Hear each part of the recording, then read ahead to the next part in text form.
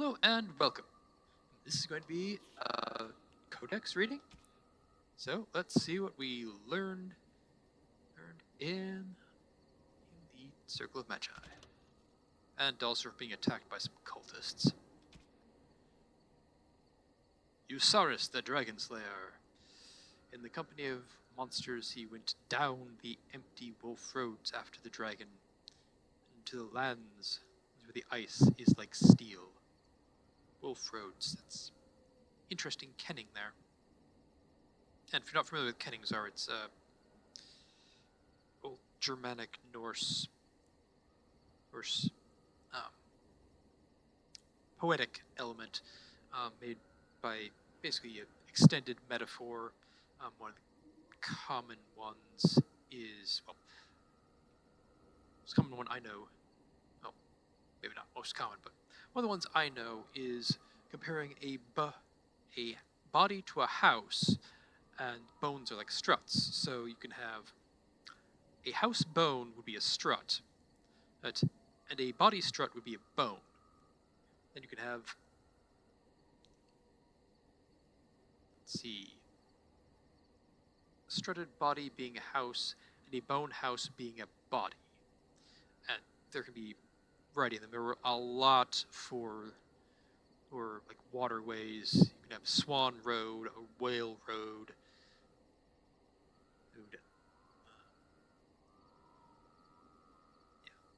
So basically anything you can draw comparisons, you can make sort of a box there and do that. But anyway, continuing on. And the air grows thin as a beggar, and every rocky path is strewn with the bones of the lonely dead. There Dane dwelled, and 50 swords were worn into rusted ruin before at last they found the cave of Fenshal, ancient keeper of the mountain, bane of wolves. Dane sought but a way in which the dragon might be felled. Fiend of fire and talons, its scale brighter than any warrior's mail, teeth greater than men, and all around the slumbering worm were bones, wolves, men, beasts beyond counting. The fume of death frightened even the wolf pack, and Dane, desperate, crept into the cavern to seek the monster's death alone. There, shining among the dead like a star, his hand found a sword, Eusaurus, forged by the dwarf smith for the Alamari Lord long ago, waiting age after age to be taken into battle once more. And this Dane freed from the earth and struck at the eye of the dragon, still sleeping, with swift terrible blow, and Fenshal woke, wroth only to die. From Dane and the Werewolf. Sounds rather like Beowulf. The legend of the blade Eusaurus predates Andraste, the sword that Dane found in the dragon's treasure hoard, which he used to slay both Fenshal and the werewolf, was passed on to his son Hafter. Dane may have been fiction, but Hafter was fact. In 140 Divine, he led the Alamari tribes against the darkspawn that flooded into the Ferelden Valley from the Dwarven lands. He not only drove back the horde, he also then defeated the combined forces of the Avars and the Chazen who hoped to take advantage of the chaos. His victories earned him such respect from the tribes he was named the first Tairn. After years of ruling the valley in peace, it is said that Hafter left Ferelden sailing into the unknown east of the Amaranthine Ocean, with the blade still in his hand, never to be seen again. Except now we have it again. Song, Legend of Calenhad, Chapter 2. With the allegiance of Arl Myrdin, Calenhad began his rise to greatness. Some of Myrdin's allies also pledged allegiance, but most thought him foolhardy. A boy commoner was to lead them and become king. Over the years that followed, however, Calenhad would prove himself worthy of Myrdin's trust. With each victory, he won over more men to his command, and his reputation as a man of honor spread. Eventually, during his campaign against the lowland Banorn, he met his most infamous friend and companion, the vaunted warrior Lady Shayna. Calenhad married the famously beautiful daughter of Myrddin, Mairn, and his firm belief in the ways of the Chantry became the staple of his court. In a time when the Chantry was still new to the lands, and the courts following Andraste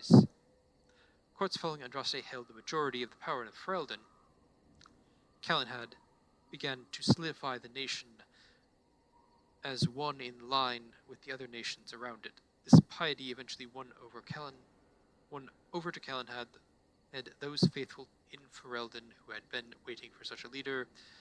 With Lady Shayna at his side, Calenhad was unstoppable, and by 542 Exalted, the war for Ferelden had come down to one final battle against the collected forces of Simon, Terran of Denerim, and the most potent noble man in the land. Calenhad persuaded the Circle of Magi to come to his aid, as well as the Ash Warriors, and in the Battle of White Valley, he famously defeated Terran Simeon and united the nation. During the battle, Simeon nearly killed Calenhad, but Lady Shayna intervened and took the wound for him, slaying Simeon. Calenhad was crowned king in Denerim that year, with Mairn his queen, but he spent much of the months that followed nursing Lady Shayna back to health.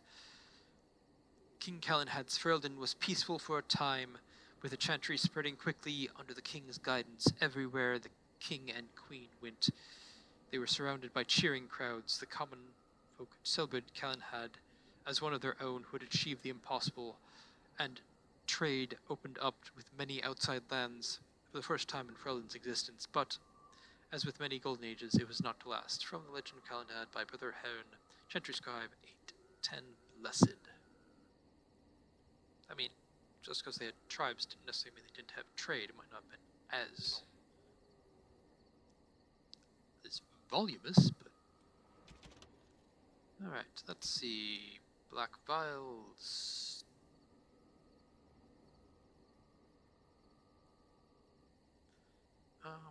Great, I'm not sure which one we haven't read yet.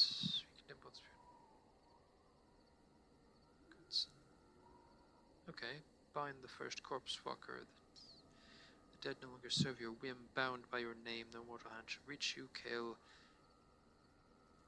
Vizagat, revenant and perversion of an only son, death beyond death is no longer your stepping stone. Through the veil Andraste hold you, demon, and bind your rage for eternity.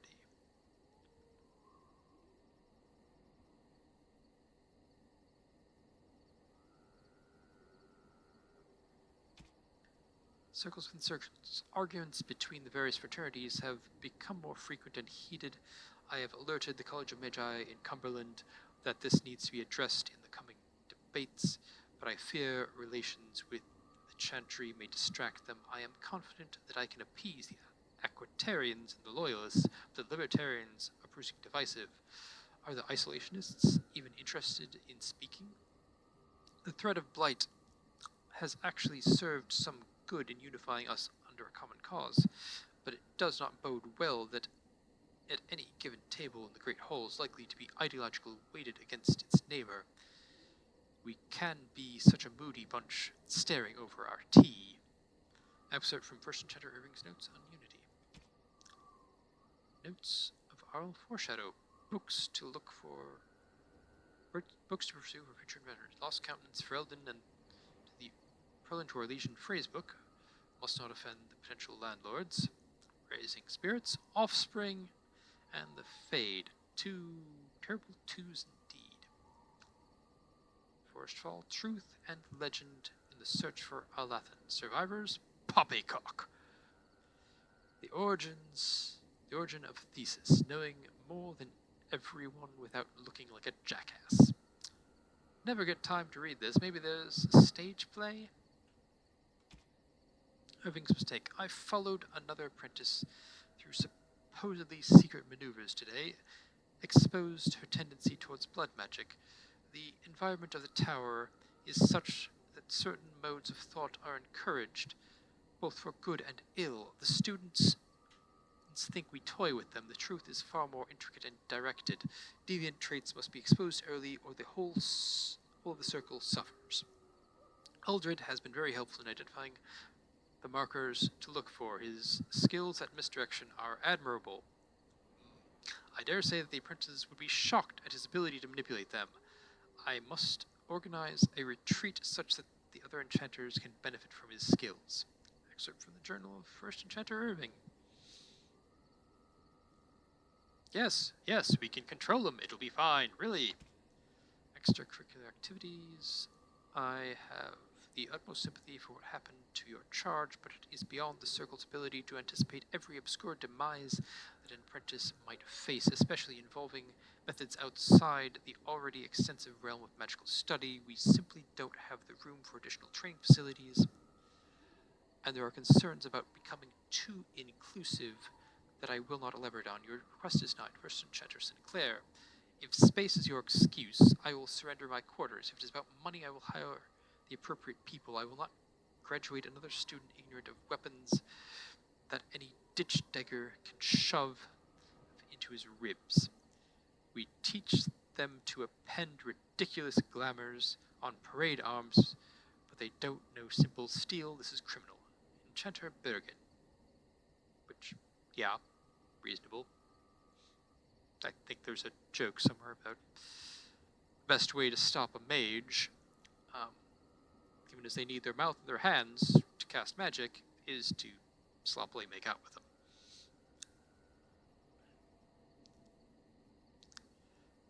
Notice herewith that the exercise area on the 4th floor shall serve as permanent berthing for the Templar garrison stationed at the tower, since facilities that accommodate their particular training requirements are already on hand. They will be assuming an even closer watch over Circle affairs. Enchanter Bergen's optional weapons training is cancelled until further notice. Enchanter Bergen has additionally stepped down from teaching duties. First, Enchanter Sinclair.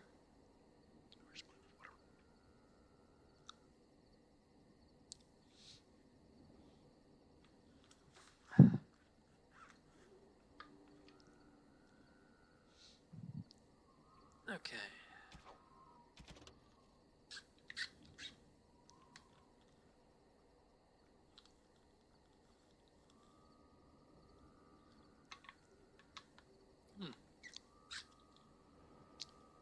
Students are allowed and expected to willfully direct a minor spirit, provided it is within the confines of library placement. Some of these spirits have fire. How minor are they talking about? Just wisps, that'd be fine, but get a rage spirit in there and you have some issues. Placement of the shells allows for passive immobilization and the emergency purging of any rogue entity. Take care this exercise must not be enacted during maintenance or any other disruption of the library structure. Like, you mean the destruction that we had there? Oops, I guess we shouldn't have done that. The danger presented by an incorrect summoning, particularly exercise 3, is extreme. This book has been torn in half. Second half of the torn book. The summoning sigil will ignite upon ritual initiation. If the order is incorrect, the ritual will reset. Exercise 1, address summoning font. Select second patches from the Home of Spirit. Personages, second shelf. Pass open hand through these for summoning flames. First summoning font, recite Watercomb's Uncommon Calling. First column, supporting shelves. Place 1 silver at the feet of the statue of Magus Jorvish. Pass open hands through the second summoning flames. Exercise 3, alert Senior Magi of lesson commencement. And press summoning font, recite the second passage of Elvorn's Grand Bestiary, sealed texts. Third area, trace the chosen sigil on the first area of common table. You'll place a lock of hair between the pages of Spiritorum Etheralis. Write on the sealed text. Perform Callum's gesture, 2 fingers at the statue of Magus Jorvis. Wonder what that is. Breathe on the dried hemlock in the novice phylactery. Second column, supporting shelves. breathe on them. Interesting. Pass hands. So the third summoning phase. Spirit Hog, the equivalent of a Fade bottom dweller. The gullet of the Spirit Hog can contain minor gems, presumably coalesced from the ethereal elements of the Fade. Such creatures cannot survive in the mortal realm without summoner intervention. Oh. We summon something just to die. Trickster Whim, an amoral entity that delights in observing corporeal and emotional discomfort. Pleasant. A dangerous preference, given that such creatures have little understanding or interest in the fragility of mortal flesh. Fade Rifter is an assembled consciousness given form in the moment of the ritual. Its appearance is intended to frighten the summoning apprentice, ensuring they respect the Fade. Well, essentially a construct that bears nonetheless very real and possessed a fearsome will to be free. So you summon something that'll actually kill them to make sure they're afraid of the Fade. Logical. Tom Dios vi Eternus in manufactorum dragos diventium solariat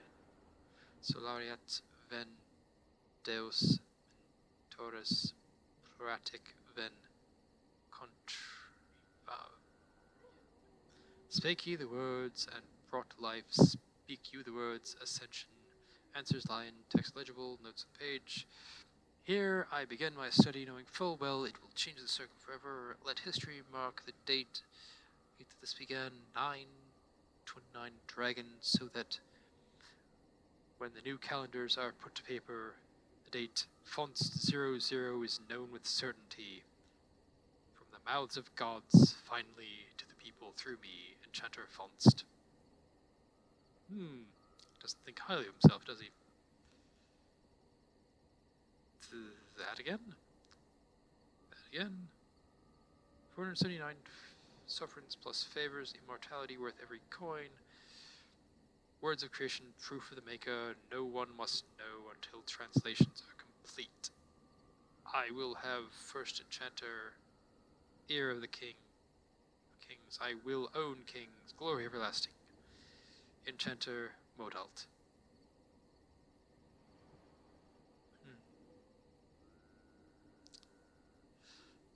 Notes on a wondrous discovery. A strange script, uniform, by steady hand. Yes, one would expect an agent of the Maker to be steady. In fact, it follows all my expectations of the words of the Maker. The words the Maker would bestow is perfect, and once translated, I will have such fun lording over this over the chantry, worth every bit. Enchanter Gaius. Maker, take the vendor a copy of fake. Why didn't I see it? It was obvious. Spake. Laughing stock. No one must know. Beha Joram, I find him. I'll kill him. The words elude me, but I will defy their obstinateness. Worked by the old gods, or the Maker himself. I will wring their secrets into my hands. I need the essence of the powerful and the pure, and so begins a bloody road, but at the end, godhood, the keys of the Black City, Enchanter Ronus. Watchguard of the Reaching. First Enchanter Dorwell fell suddenly to a disease of the lungs. This unfortunate disruption in the direct line of descent and from the tower founding should be treated as an opportunity. The circle will reform practices to better address the times. Many rituals remain valuable, but some, the two bells, Garnold's Lament, Watchguard of the Reaching, Benfold Da, have little or no meaning in our texts. We will move forward as Dorval would have wished, and commit these and other ceremonies to the age we have left. With no plan of estate, his belongings have been transferred to the common library for the benefit of all. Excerpt, Circle of Magi Declaration, Kinloch Hold, Transitional, 590 Exalted, scribbled in the corner, Reaching again, and old, they don't know, idiots. Wards weaken. Today we passed even further. Far beyond the reach of any man, the inverted glow of the Black City was always on the horizon of perception, but a path eludes, as always, untraveled in memory, living or otherwise. There is a pull, whispers abound. Something great is there, and away from this, always in peripheral, another mind untethered. Tomorrow I will reach out with my full attention and try to rescue him from his listings. Can someone else have come this far? The wonders we will share. Ritual note. The vessel in hand. Words from another time. Drip. Literal power. Documents of the reaching. Estimated 2nd century. Ancient. First enchanter. Appointed watchguard of the reaching. To be held in secret. Reaching. Before the circle. Someone else in the fade. I want this. His silver cord transmuted black. Black, there is no wonder his form shattered. What returned was not of the mortal, nor native fade. Does an afterthought prove the gods? As when direct action is long missing. There is no purpose to this beast. Let the strength of the tower wither and its memory pass. The only legacy to be taught. Stay focused within the fade. Whims escape to their own action. Ritual note. Sword raised to sever connections. Documents of the reaching. Estimated 2nd century. Ancient. First enchanter appointed watchguard of the reaching. To be held in secret. Scribble in the corner. Cord. Peasant magic. Must know. Can almost see. Whispers want. He scribbled. Whisper says great hall hidden above us the whole time. The vessel still in hand. Words from another time drip with power. Literal power. Put on bowl. Sword raised to sever connection. Cut cord. Heard a sword lowered to strike through and ground. Bile. The thread placed before the warrior. Spear raised. Shielded. And from each side so whispers are known false. Where is this? It whispered order, but not where. It's in my head. Shaw weird. A collection of powerful but undirected thoughts coalesced in the fade. Such a being is in direct opposition to the singular focus and drive. Distraction made flesh. The mind or minds that loosed this within the fade must have been powerful and ancient indeed. And that's all the lore for this one. Thank you for watching. I hope you enjoyed. Do any relevant things with YouTube's buttons, and I hope you have a nice day.